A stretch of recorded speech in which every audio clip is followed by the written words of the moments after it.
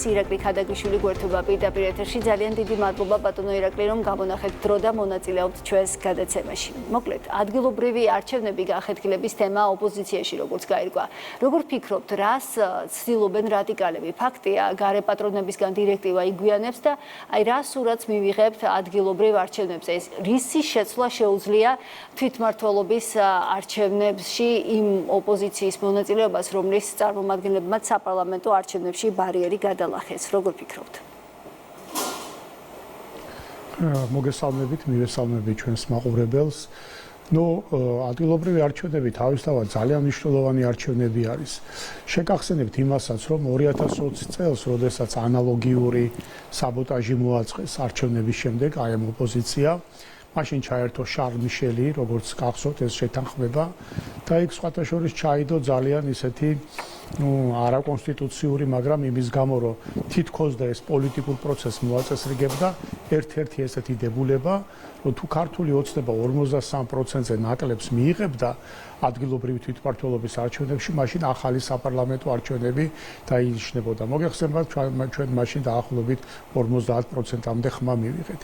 ანუ უმნიშვნელოვანესი არის ზოგადად ადგილობრივი თვითმმართველობა, იმიტომ რომ გარდა ამ პოლიტიკური მდგენელისა, ის უშუალოდ ჩვენი მოქალაქეების ყოველდღიურ საჭიროებებთან, ცხოვრებასთან დაკავშირებულ საკითხებს წყვეტს და საკმაოდ ეფექტურადაც დღეს უკვე ადგილობრივი თვითმმართველობები, მუნიციპალიტეტები, მერიები და ასე შემდეგ. ეს ერთი რაც ხალხისთვის არის საინტერესო. მეორე პოლიტიკური პროცესისთვის რო შევაფასოთ, ხო? ამიტომ ოპოზიცია ეხლა დაბნეულობაში არის. მიიღონ ამ არჩევნებში მონაწილეობა, მაშინ ისედაც აბსურდის დონემდე დაყვანილი მათი ეს პოლიტიკა რო არ ვაღიარებთ არჩევნების შედეგებს, საერთოდ რო იტყვიან კომიკურ ხასიათს იძენს, იმიტომ რომ მოუწევთ აღიარება იმისა, რომ თურმე ამ ქვეყანაში არჩევნები ტარდება და არჩევნებში მონაწილეობას აზრი აქვს. მაგრამ არ მიიღონ მონაწილეობა ნიშნავს, რომ ისედაც მარგინალიზაციის გზაზე მდგარი ეს რადიკალური ოპოზიცია საერთოდ რადიკალურ მარგინალებად ჩამოყალიბდებიან. ამიტომ არჩევანი ცუდსა და უარეს შორის აქვთ. ეს არჩევანი სხვათა შორის თვითონვე შექმნეს. არავის ეს არჩევანი მათთვის მით უმეტეს ხელისუფლებას, რო იტყვიან იძულებით ამ მდგომარეობამდე არ მიუყვანია.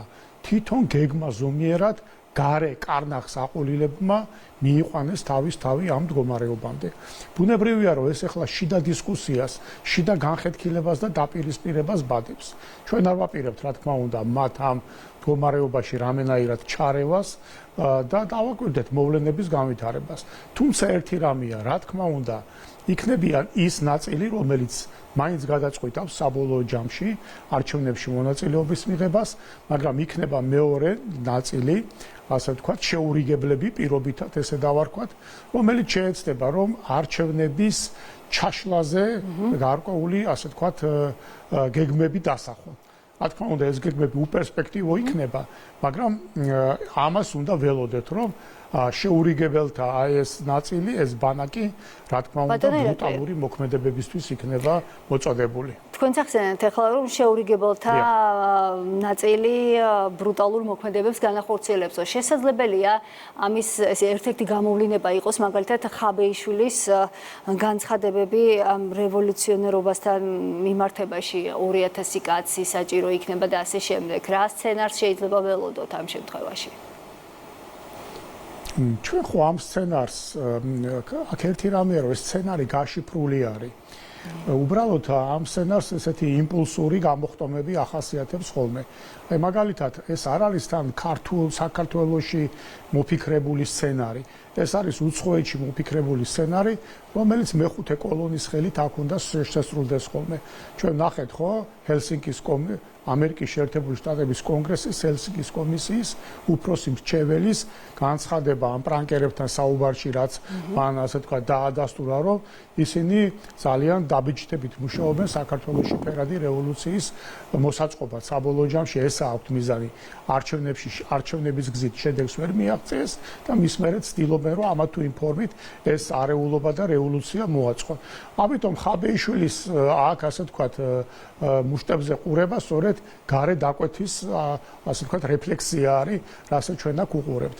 ამიტომ რა თქმა უნდა ეს ამ კონტექსტში ჩანს, ამ კონტექსტში განვიხილება და ზოგადად რატო არის ამ ხალხზე გაკეთებული აქცენტი ამ მიმართულებით? იმიტომ რომ ჩვენ ახლა საგამოძიებო კომისიაში რაც ხდება, რასაც ჩვენი მოქალაქეების ისტორიებს ვისმენთ, ხო? ეს კიდევ ერთხელ გვარწმუნებს, რომ ეს კი არ იყო რაღაცა ერთეული შემთხვევა, ერთეული გადაცდომა ან თანამდებობის პირის დანაშაულებრივი ქმედება. ეს იყო მთელი სისტემა, რომელიც ჩადიოდა დანაშაულს, მე ამ დანაშაულის კვალის დაფარვის და მისი რო იტყვიან პროპაგანდისტულად შეფუთვის მთელი მექანიზმი სახელმწიფო ინსტიტუტებს ამუშავებდა. სისტემა იყო. ამიტომ ამ სისტემის შემადგენელი ნაწილის ნაციონალური და შემქმნელი ნაწილის ნაციონალური მოძრაობის გამოყენება ამ მიმართულებით, რა თქმა უნდა, ამ გარე აქტორობისათვის აქტუალური არის და ამას უყურებთ ჩვენ. და გამომდინარე აქედან არის, რომ ოპოზიციაში დღეს არის ესეთი, ასე ვთქვათ, შიდა შეუთანხმებლობა, მიუხედავად გარე დირექტივებისა, შიგნით მაინც ეს შინაგანი, რო იტყვიან, იმპულსები ერთმანეთთან დაახლოების დიდ საშუალებას არ აძლევს.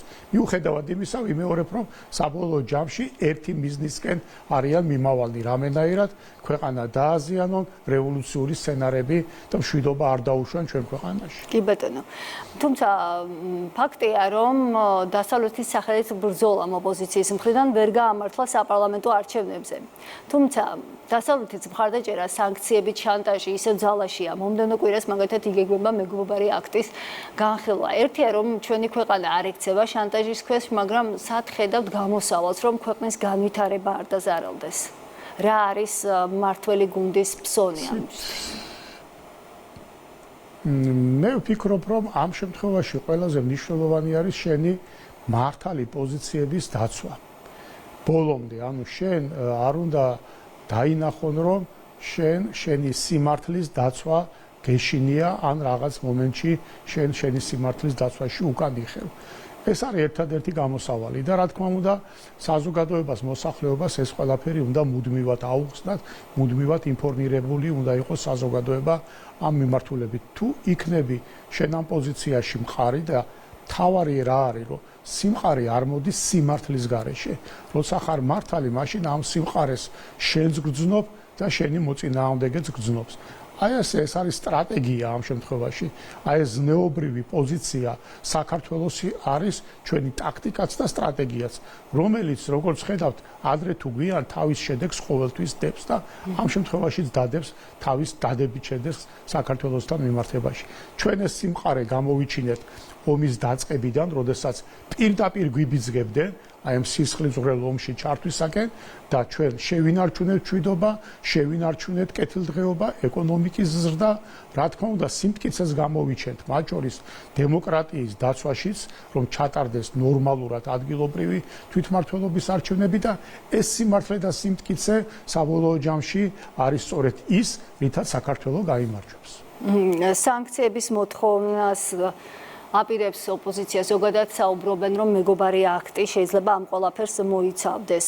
ელოდებით მსგავს გამოვლენებას, იმიტომ რომ საკმაოდ კარგი კომუნიკაცია შედგა, როგორც ვიცი, საქართველოს ხელისუფლების წარმომადგენლებსა და ამერიკის შეერთებული შტატების წარმომადგენლებს შორის გასულ კვირას. გზავნილები, რომელიც ჰქონდა საქართველოს ხელისუფლებას, სავარაუდოდ მივიდა ადრესატამდე. შესაბამისად, ელოდებით თუ არა რაიმე უფრო სხვა სიგნალს და არა დაუშვათ ისეთ კრიტიკას, რომელსაც ოპოზიცია ელოდება. რა არის, რომ ჩვენ ვიცით ახლა ეს ჯგუფი, რომელიც არა მარტო ამერიკის შეერთებულ შტატებში, მთელ მსოფლიოში, როდესაც ვამბობთ ეს deep state-ი, მოქმედებს სწორედ ამ, ასე ვთქვათ, მექანიზმებით და იარაღით, ხო?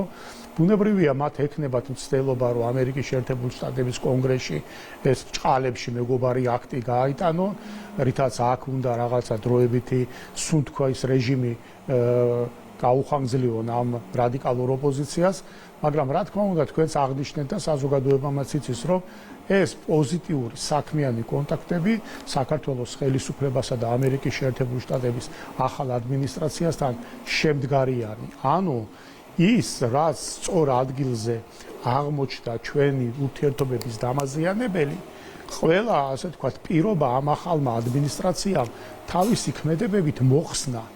ფაქტობრივად ჩვენ გვედავებოდნენ იმაზე, რომ რატო ეძახით კაცს და ქალს ქალს. რატომ გვინდა რომ უცხოური დაფინანსება დემოკრატიულ ქვეყანაში გესმით, უცხოური დაფინანსება იყოს გამჭვირვალე.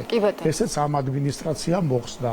ჩვენ ვამბობდით, რომ ვერ ჩავერთვებით ამ კონფრონტაციაში რუსეთთან, იმიტომ ეს ჩვენი ქვეყნისთვის იქნებოდა ისტორიული, ასე ვთქვათ, დამანგრეველი მარცხი. თვითონ ამერიკის შეერთებული შტატების ახალი ადმინისტრაცია ყველაფერს აკეთებს, რომ რამენაირად ეს ომი დასრულდეს. ანუ ობიექტური პირობები ამისა, რომ საქართველოსა და ამერიკის შეერთებულ შტატებს შორის არ აღდგეს სრულფასოვანი ურთიერთობები, არ არსებობს. ამიტომ ესეთი რეციდივები, რასაც უოლსონი და ეს მეგობრობის აქტი ჩვენ პირდება, რა თქმა უნდა იქნება, მაგრამ მე ღრმად ვარ დარწმუნებული, რომ საბოლოო ჯამში სიმართლე იზეიმებს. კი ბატონო, და ბოლო შეკითხვა, პოლიცსაბჭოს ხდომა იგეგმება, რისი გარანტი იქნება განახლებული შემადგენლობა, ანუ მუშაობის ფოკუსი კიდევ რაზე იქნება გაძლიერებული, რასთან დაკავშირებით? თქვენ მოგეხსენებათ, რომ ჩვენ გვაქვს რამოდენიმე უმთავრესი მიზანი, ხო? ეს არის ჩვენი ქვეყნის დამოუკიდებლობის გაძლიერება, ეს არის ჩვენი ქვეყნის მოქალაქეების კეთილდღეობის ზრდა, ეს არის უპირველესი ამოცანა ჩვენი ხელისუფლებისა და თქვენ ხედავთ, რომ ყოველწლიურად ხდება საქართველოში ეკონომიკის ზრდა, სიღარიბის დონის ქვემოთ ჩამოსვლა, უმუშევრობის შემცირება, შემოსავლების ზრდა, მაგრამ ეს ჯერ კიდევ არ არის ჩვენ თითოეულ მოქალაქემდე კარგად მისული. ამიტომ ეს ამოცანა არის ჩვენი ხელისუფლების ნომერ პირველი ამოცანა. ყველა ჩვენი ნაბიჯი გადადგმული იქნება მიმართული აქეთკენ. რა თქმა უნდა, ჩვენი ეროვნული ამოცანა არის მათ შორის ტერიტორიული მთლიანობის მშვიდობიანი გზით აღდგენა და ეს გეოპოლიტიკური ცვლილებები, რაც სოფლიოში მიდის და მიმდინარეობს, ზუსტი პროგნოზირება ამის რთულია, მაგრამ ჩვენი გაძლიერება, ჩვენი წინსვლა, ჩვენი განვითარება იქნება ერთ-ერთი პირობა ამ ტერიტორიული მთლიანობის მშვიდობიანი გზით აღდგენისათვის. და რა თქმა უნდა, ჩვენ არც სტრატეგიული მიზნები საგარეო პოლიტიკაში იოტის ოდენადაც არ შეგვიცვლია. კი ბატონო, ძალიან დიდი მადლობა ჩვენს ეთერში ირაკლი ქადაგიშვილი, რეგიონალური განვითარების კომიტეტის თავმჯდომარე საუბრობდა. ძალიან დიდი მადლობა.